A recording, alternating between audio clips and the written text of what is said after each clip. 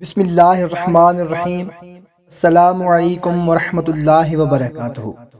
معزز سامعین کرام، آج کی ویڈیو میں آپ لوگوں کو محبت کا ایک بہت ہی با کمال وظیفہ بتانے لگا ہوں۔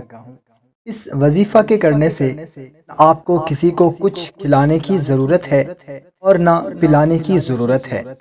آپ جس سے محبت کرتے ہیں یا محبت پیار بڑھانا چاہتے ہیں، آپ کا شوہر ہے یا آپ کی بیوی ہے، یا آپ جس سے شادی کرنا چاہتے ہیں، اس سے چاہتے ہیں کہ محبت زیادہ بڑھ جائے، محبت پیدا ہو جائے، تو کسی کو کچھ کھلانے کی ضرورت نہیں ہے۔